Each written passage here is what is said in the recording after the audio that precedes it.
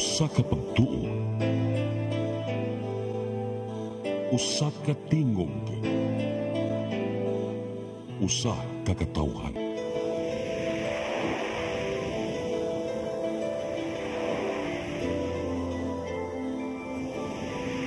Cebu Catholic Television Network.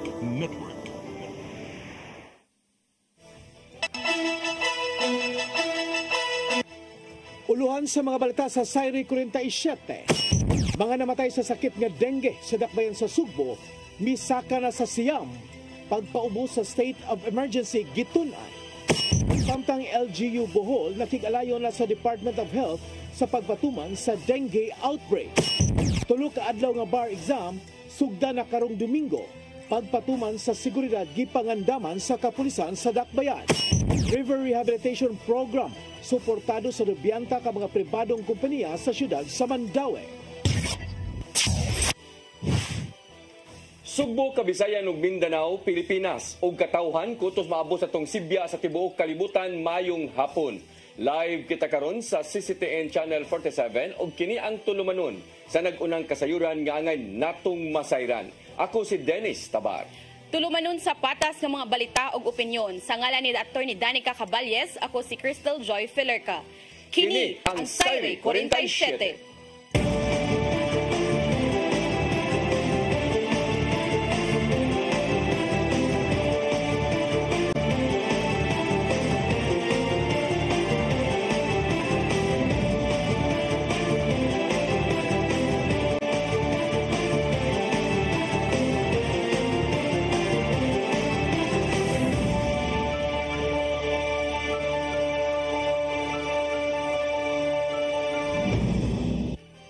Ug karon sa kumpletong detalye sa atong mga balita, misaka na sa Siam ang namatay sa sakit nga dengue sa dakbayan sa Sugbo. Apil na ang usa diin gipaabot pa ang konfirmasyon sa gikamatyan niini. Gikablakan sa Cebu City Health Department ang pagsaka sa kaso o gitun-an na karon ang pagpaubos sa state of emergency dinhi sa syudad.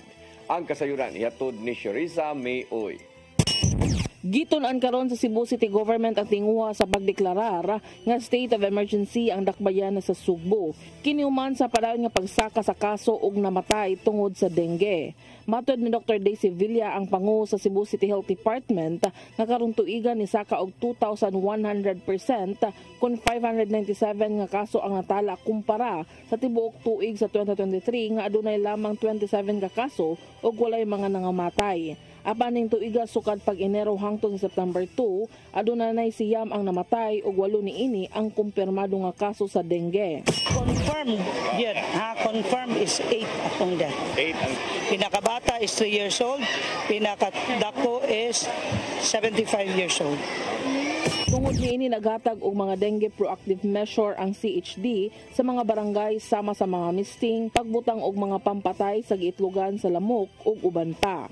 Karong nga puna pakikitaan ni Cebu City Acting Mayor Melvin Garcia ang mga konsehal ug ang CHD alang sa pagdeklarar ipaubos ang Sugbo nga state of emergency.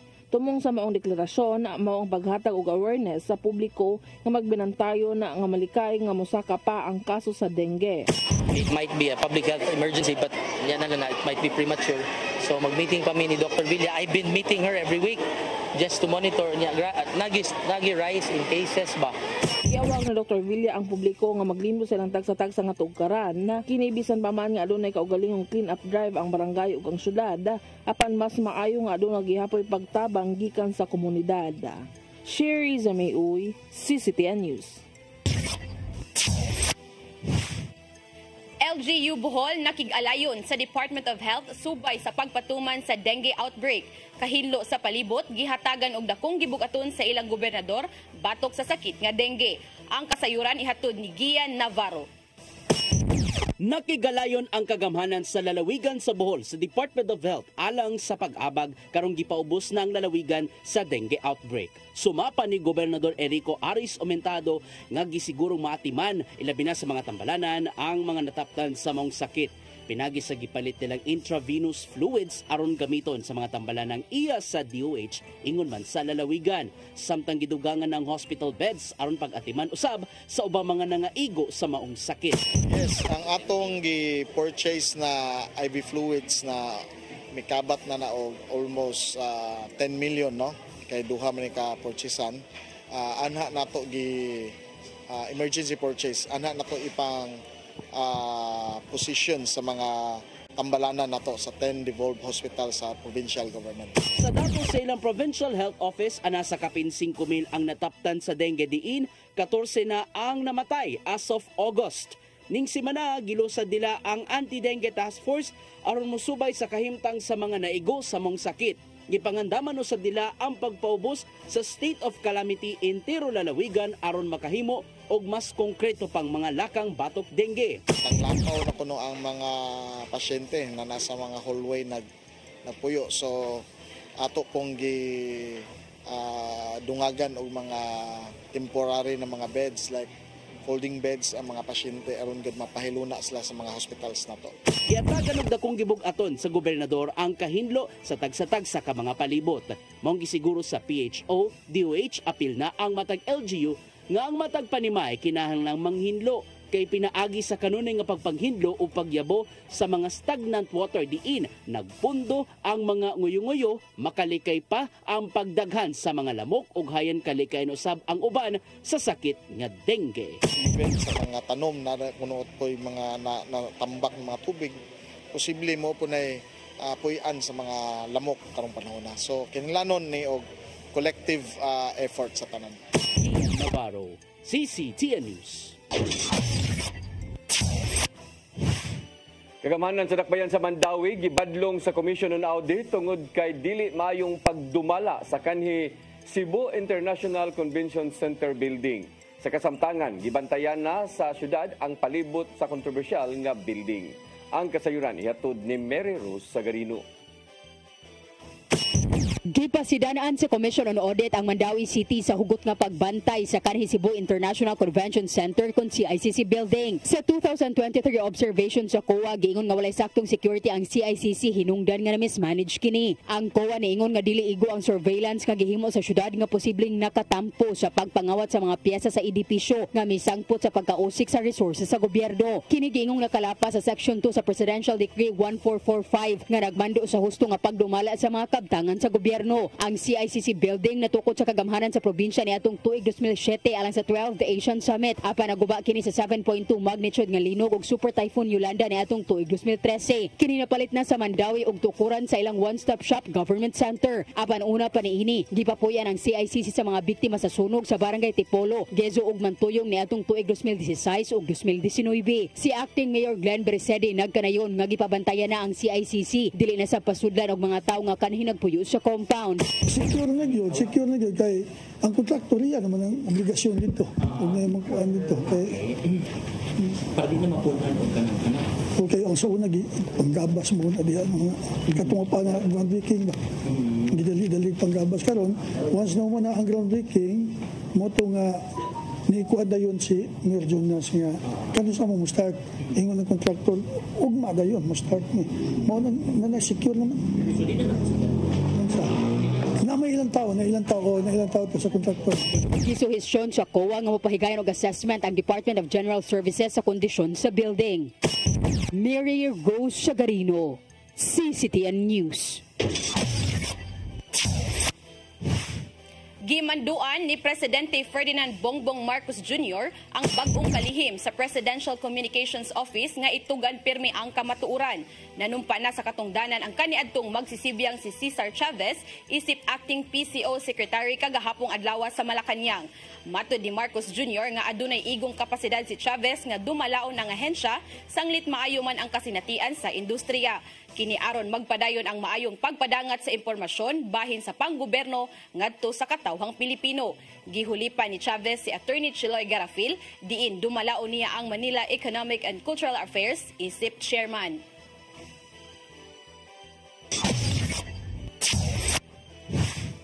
Nanawagan ang mga progresibong grupo sa Sugbo sa kagamhanan nga tumanon ang gipangayo nga 150 pesos nga uminto sa suhulan. Nunot kini sa paghumana sa sunod-sunod nga mga public hearings sa Regional Tripartite Wages and Productivity Board dinhi sa Region 7 sa mga lalawigan. Matod sa Ama Sugbo Kiimyo nga mahinungdanon ang gisugyot nila nga above the board nga aumento sa suhulan subay na sa nagkamahal nga palaliton karon sa merkado. Dugang panila nga natagamtaman sa mga mamumuo ang kalisod sa panahon tungod sa gamay ra nga uminto sa ilang sweldo. Gikatakdang ipagawas ang hukom sa wage board bahin sa posibleng uminto sa suhulan unya sa sunod nga buwan.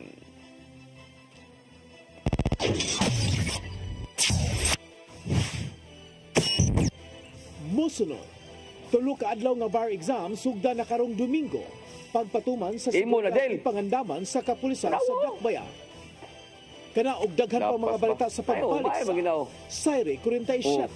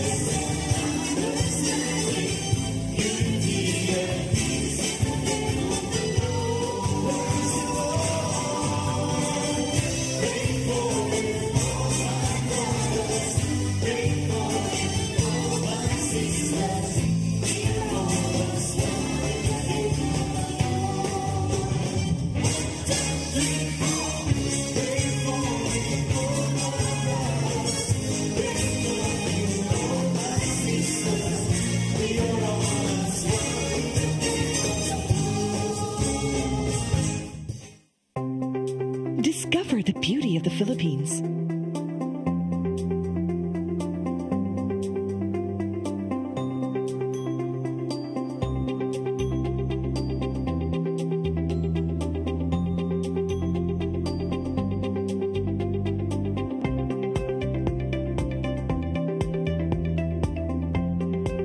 With Philippine Airlines, the country's flag carrier.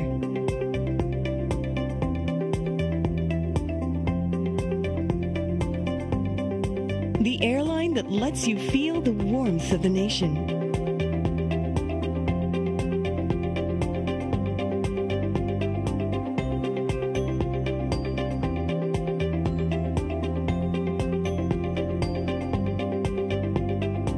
Mabuhay.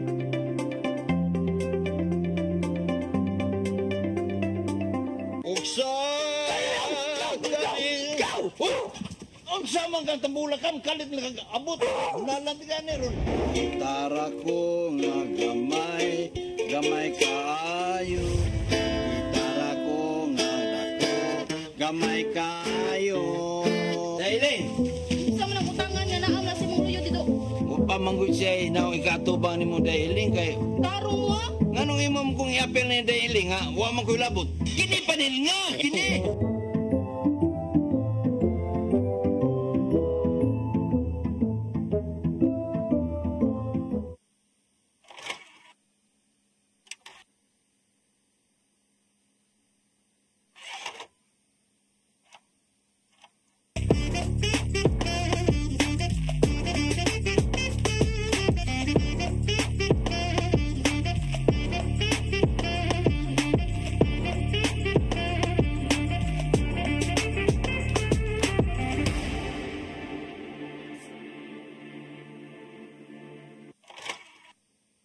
barangay chairman o kagawa, di hahaba rin kapalpakan nila. Eh kung may matitino, mapuputo talaga yung katinoan.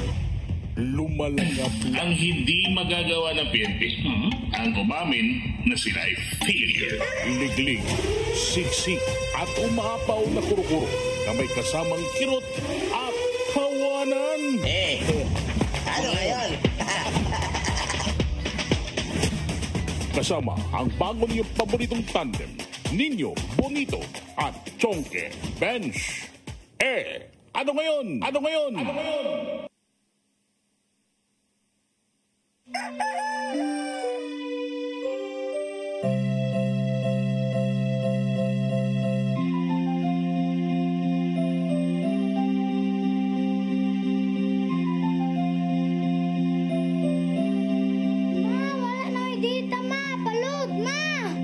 Sorry ma'am, na-late ko. Nagita pa mong gusto para internet sa kong anak ma'am. Ay, wala na yung problema. Mag-sinisibo. Sinisibo, sinisibo. For your internet connection. And for the signal of your cable TV. So fast and straight the transmission to your home. Sinisibo. Sinisibo, sinisibo. Offers you to have fiber optics. For your viewing experience, perfect and clear so far. So great and affordable for you to enjoy. Sinisibo. Sinisibo Television Network Incorporated offers fiber to the home broadband internet bundled with fiber to the home cable TV connection. Sinisibo Television Network Incorporated with its operation in Metro Cebu and the whole province of Cebu soon. And affordable for you to enjoy. Sinisibo.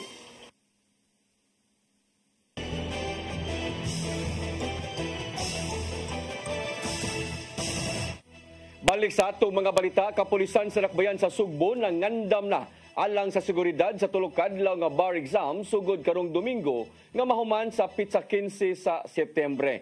Dulaan sa kagatos ka mga pulis ang ipakatap sa binyo din ipahigayon ang mao nga kalihukan.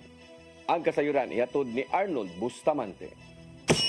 Hugot nga seguridad ang ipatuman sa Cebu City Police Office alang sa laing hugna sa tulo ka adlaw nga regionalized bar examination nga magsugod sa Domingo, Setyembre 8 sa Miyerkules ug sa katapusan sa Setyembre 15. Mato ni Police Lieutenant Colonel Janet Rafter, Deputy City Director for Administration sa CCPO, nga alas 2 pa lang sa kadlaw nila na nga ipakatap ang 70 ka mga police personnel nga may kitahasan nga mubantay sa venue sa bar exam. Ang magsilbing overall supervisor sa security mao si Police Lieutenant Colonel Maria Teresa Makatangay, samtang ang ground commander mao ang hepe sa Inewan Police Station nga si Police Major Jesse Bastitao. Hinugi klaro ni Rafter nga usa na lang karon katunghaan ang gamiton nga venue sa bar exam. Kini mao ang University of San Jose Recoletos kun USGR Basa Campus. We will be starting to deploy at exactly as early as 2 o'clock. No, that is the deployment of our PNP personnel under the ang atong overall supervisor ni is our DCDO Police Lieutenant Colonel Makatangay, but the ground commander will be Station 7 Police Major Jesse Basita, considering that the area belongs to her AOR sa Station 7. Samasanaan na nila nga paghatag sa seguridad, magbutang sila nga perimeter fence sa gawas sa tunghaan, ilabi na sa unang adlaw sa bar exam tungod sa tradisyon sa mga manalaban nga mosuporta gid sila sa gusto nga mamahimong abogado. Pinagi silang presensya gawas sa mga pulis nga gitahasan nga mobantay sa seguridad. Mag-usab kanila ang mga personel gikan sa Cebu City Disaster Risk Reduction Management Office, Philippine Coast Guard, Cebu City Transportation Office, Bureau of Fire o gubang ahensya sa gobyerno para masiguro ang kaluwasan sa mga mukuha sa bar exam. Base sa record sa Supreme Court, dunay 1,200 aga mukuha sa bar exam karong tuiga nga magsugod sa alas 8 sa buntag ug matapos kini sa alas 5 sa hapon. Apan matod na Rafter nga alas 3 pa lang sa kadlawon, mamahimo na nga makasulod ang mga bar examinees. Walay nadawat nga hulga sa seguridad ng kapulisan, apan wala sila mo kumpiyansa nga tungod ani ilang siguraduhon nga walay makatugaw sa mga mukuha sa bar exam. Arnold Bustamante, CCTV News. Chinese national nga nasikop atol sa pag-raid sa Tourist Garden Hotel nga mo'y gitudlo isip usa sa mga kadagkuan sa illegal nga pogo operation nakuhaan og ID nga usa siya ka konsultant sa Lapu-Lapu City Government. Apan ni dipinsa si Lapu-Lapu City Mayor Junior Dahongchan nga wala kini kamatuuran. Aniya ang dugang nga kasayuran. Niadtong Miyerkules, gidala na sa kauluhan ang kapin 160 ka mga langyaw nga na-rescue sa Tourist Garden Hotel nga giingong adunay illegal nga pogo operation. Lakip na usab nga gidala ang 16 ka mga langyaw nga mo'y gitudlo nga mga amo sa maong pogo operation. Apan sa ilang pag-abot sa kauluhan, pinaagi sa media partner sa CCTN News, nasayran nga ang usa sa mga kadagkuan sa mong illegal nga pogo nga si Xiao Qizhao, kinsa usa ka Chinese national, adunay ID, nga usa siya ka consultant on business promotion o bus sa Office of the Mayor sa Lapu-Lapu City. Ang nakuhang ID kay Zhao adunay ID number nga EO-013 ug pinirmahan kini ni Lapu-Lapu City Mayor Junior Dahongchan. Kaganihang buntag sa dihang gipangutana ang mayor kabahin niini, mato niyang wala kini kamatuuran og ang maong ID mauna ang karaan nilang disenyo. Gidugang niya nga dili sila mag-issue og ID para sa ilang mga konsultant ug ang isyuhan og ID kadto lang mga empleyado sa City Hall. If you are a consultant, dili ka ID. Only employees of the city government. If you are hired as a consultant, is a contractual, so wala jay ID nga issue on. Sigon pa sa mayor nga replika lang ang mong ID, ilabi na nga sayo na lang kaayo ang pagbugna ni ini. Gani gibasihan pa niya ang gibuhat usab ni dismissed Bamban Mayor Alice Guo. To get an ID,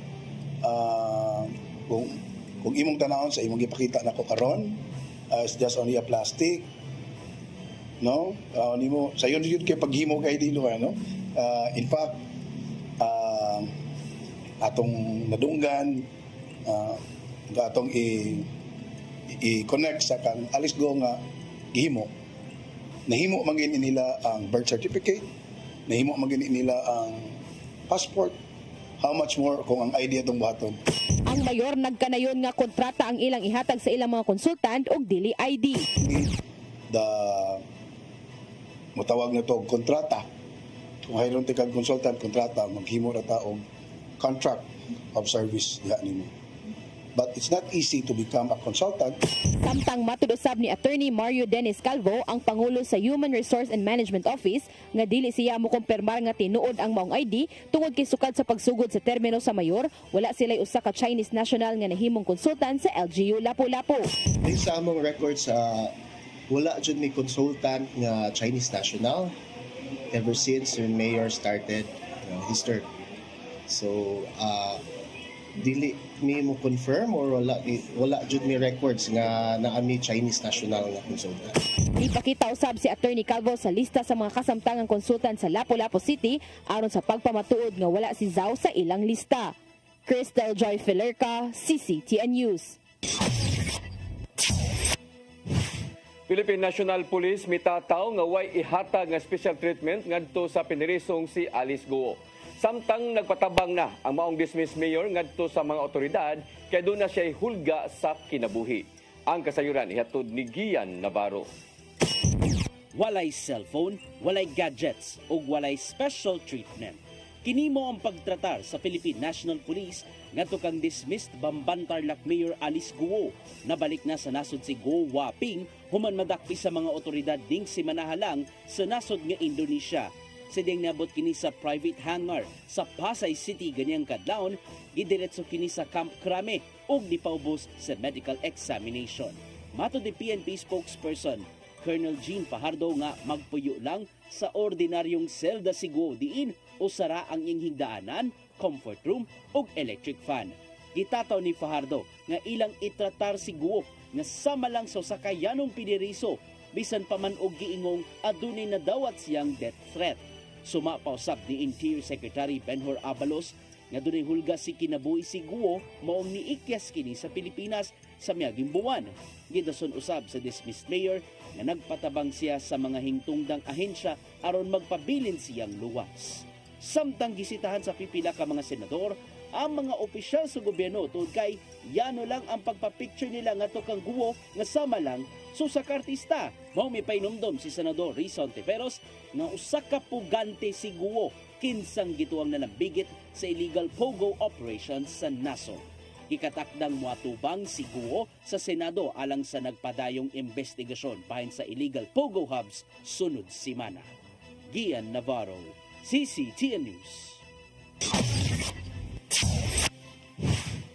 Lapu-Lapu City Police Office wala pa makadawat sa relief order ni Police Major Judith Besas, ang hepe sa Police Station 4. Ang pagrelibo kaniya adunay kalambigitan sa pakyas nga pagmonitor sa illegal nga pogo operation sulod sa iyang jurisdiksyon.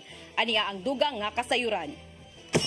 Gibutyag ni Police Lieutenant Colonel Christian Torres, ang spokesperson sa Lapu-Lapu City Police Office ato sa press conference kaganihang buntag, nga sukad kagahapong adlaw wala pa makadawat ang ilang buhatan sa opisyal nga relief order ni Police Major Judith Besas gikan sa National Headquarters of Police Regional Office 7. Si Police Major Besas mao'y kasamtangang hepe sa Lapu-Lapu City Police Station 4. Ang pagrelibo kaniya may kalambigitan sa pakyas nga pagmonitor sa illegal nga operasyon sa Pogo sulod sa iyang jurisdiksyon. Samtang wala pa ang maong order, mato ni Police Lieutenant Colonel Torres na si Police Major Besas gihapon ang naglingkod nga hepe sa maong station. Gidugang niyang nagpadayon pa usab ang investigasyon kung aduna ba'y tulo-bago ng hepe nga nakalusot ang illegal nga Pogo operation sa Barangay Agos. Pero malay na naipay gi-considered as of now, hold in abeyance pa ang iyahang pag-relieve. Siya paghihapon ang nasa Station 4 considering napagitanaw ang placement board diri sa Lapu-Lapu City Police Office kung ipadayon ba yung pag-relieve and kung kinsa sad ang possible natong ipuli. Hinuon aduna nay inisyal nga resulta sa investigasyon apan aduna pay mga butang nga gikonsiderar. Initial gahapon nga ipa-relieve na gid siya pero naay mga consideration gapon gitanaw na pwede man while ongoing investigation diha lang sa siya, especially nga wala pa tay kapuli. Matod usab ni Police Lieutenant Colonel Torres nga wala pa usab ni pirma si City Director Police Colonel Ali Baron sa pagrelibo kay Police Major Besas. Samtang gidugang ni Police Lieutenant Colonel Torres nga wala gud sila nadawat nga report kabahin sa illegal nga pogo. Giangko niyang aduna sila mga gidudahan apan tungod kay wala sila search warrant, maglisod sila og sikop niini. Pero diri sa Lapu-Lapu Police Office wala gid tay nadawat yung report nga anay ongoing diha nga activity. As in na daw gi-monitor ta na siya, naay report sa intel unit ana nga suspected nga possible nga mahimong pogo or pogo like activity ang kanang mga mutila. Pero wala gyud ta nakapenetrate sa sud considering makita nato nga lisod siya sudlon ug wala tay search warrant. Crystal Joy Filerca, CCTN News. Samtang sa lang balita, cash assistance o housing materials gipanghatag na sa mga nasunugan sa Barangay Labangon. Gisiguro ni Acting Mayor Raymond Alvin Garcia nga makabalik na sila sa ilang pwesto. Ang kasayuran ihatod ni Sherissa Mayoy. Nagpag-apod-apod og cash assistance ng Cebu City Government sa mga nabiktima sa sunog sa sitio Bugnay 2, Barangay Labangon, Dakbayan sa Sugbo. Mato ni Portia Basmayor, ang Pangulo sa Cebu City Welfare and Services, na makadawat og partial cash assistance ang mga biktima sa sunog diin 20,000 ang madawat sa mga total damage, 10,000 alang sa mga renter ug sharer, 5,000 alang sa mga lodger ug mga absentee owners. Gawa sa salapi aduna sa mga housing materials ang ipanghatag samang sa plywood, atop ug uban pa aron nga makatukod pagbalik dayon ang mga nabiktima sa sunog. Apan tungod kay pribado ang luna, wala pa nakatukod pagbalik ang mga nasunugan, hinungdan nga miawag sila sa gobyerno nga ma-extend ang ilang pagpuyo sa Labangon Bless Elementary School. Ato ang mga families diri is katuning mga totally renter, sharer o owner nga atong victims last katong sunog sa Barangay Labangon. Then karon is ato ang payout for the financial assistance nga. Samtang sa Cebu City Acting Mayor Alvin Garcia, misiguro nga mga balik pa ang mga nasunugan sa lang pwesto apan pinaagi na kini sa reblocking aron adunay dala nga kaagian alang sa mga pang-emergency nga sakyanan. According to Kunsehal, makabalik sila but of course nanatay mga measures nga na dapat reblocking gamay. Sa pagkaron adunay 80 ka pamilya ang natala sa City Social Welfare Services ang nabiktima sa sunog. Sherry Zamayoy, CCTN News. Mosunod, River Rehabilitation Program, suportado sa 90 ka mga pribadong kompanya sa syudad sa Mandaue. Kanaog daghan pa mga balita sa pagbalik sa Sayre 47.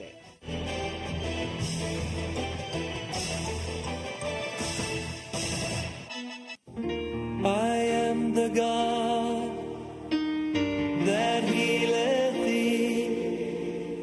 I am the Lord, your healer. I sent my word and healed your disease. I am the Lord, your healer. I am the God that healeth thee. I am the Lord, your healer. I sent my word and healed your disease. I am the Lord, your healer. I am the God that healeth thee. I am the Lord, your healer. I sent my word and healed your disease. I am the Lord, your healer. I am the God that healeth thee.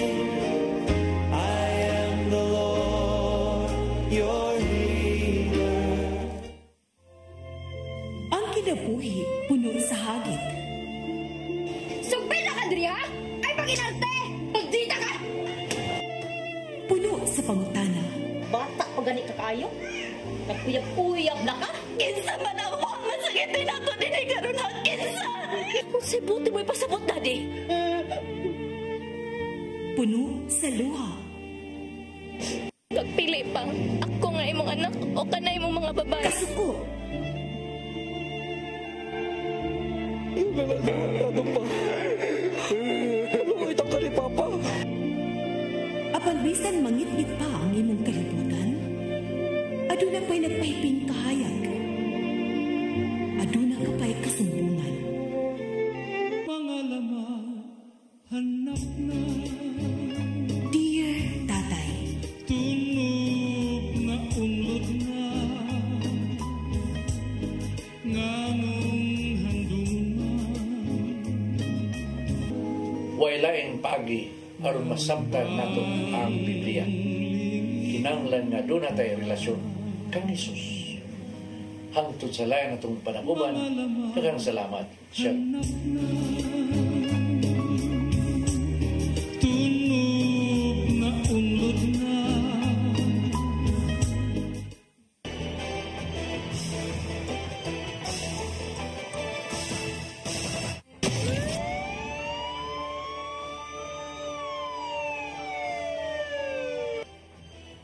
Balik sa ato mga balita, nasikop ang suspek sa pagpamusil sa kapulisan human nakuhaan og drugas nga may kasidad og dulan 300,000 ka pesos.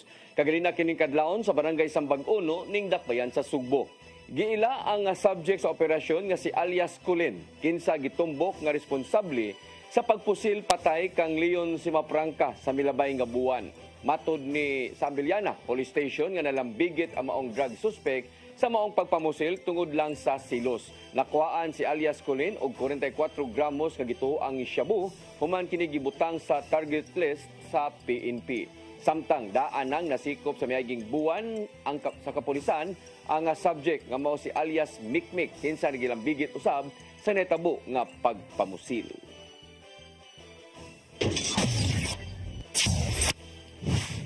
Muabot sa 90 ka mga pribadong kumpanya sa syudad sa Mandaue nga nahimutang duol sa sapa ang nisalmot sa River Rehabilitation Program sa Department of Environment and Natural Resources. Ang kasayuran ihatod ni Mary Rose Sagarino.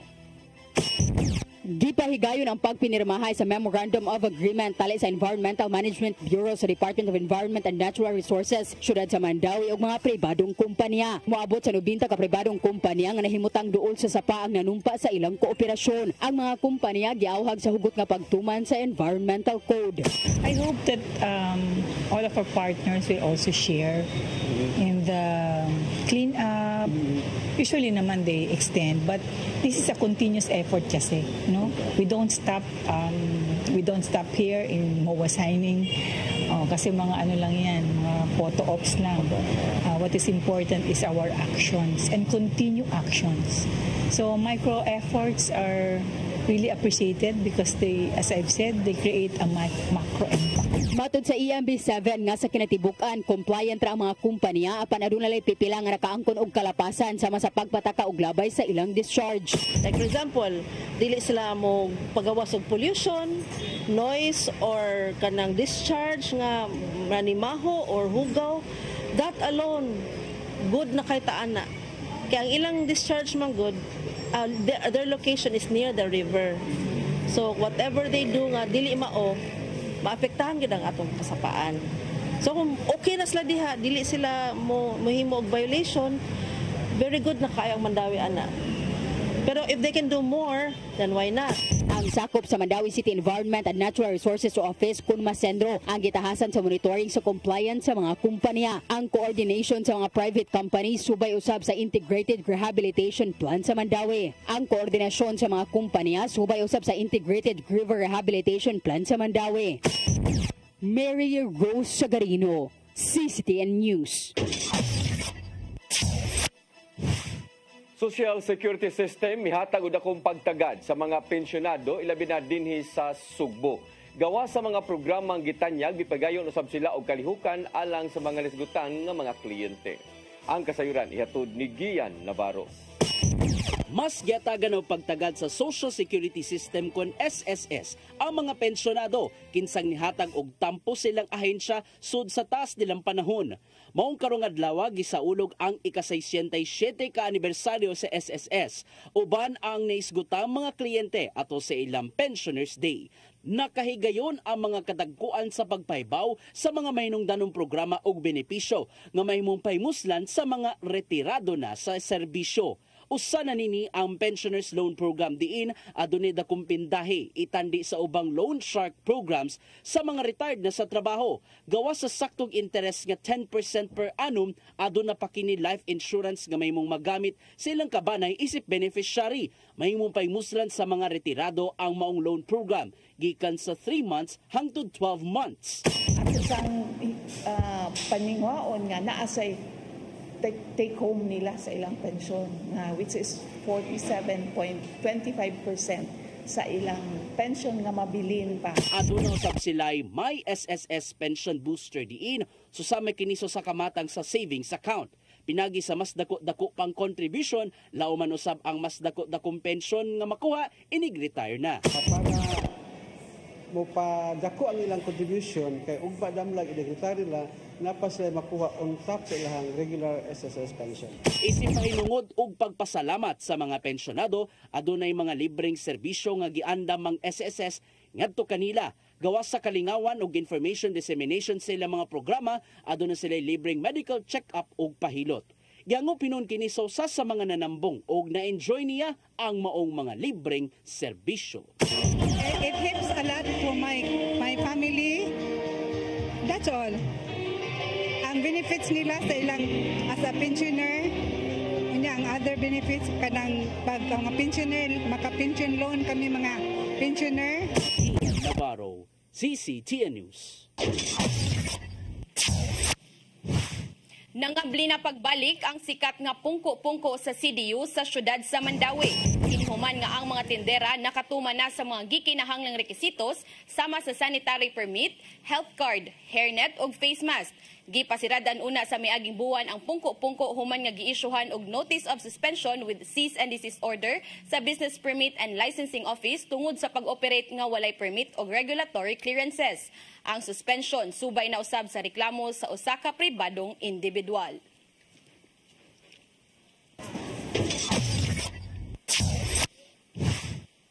Mao kadtong naglangkob sa atong mga balita sa Sayre 47, ako si Dennis Tabar. Sa ngalan ni Attorney Danica Caballes, ako si Crystal Joy Filerca. Hangtod Lunes puhon sa inyong paboritong tulumanon. Sayre 47.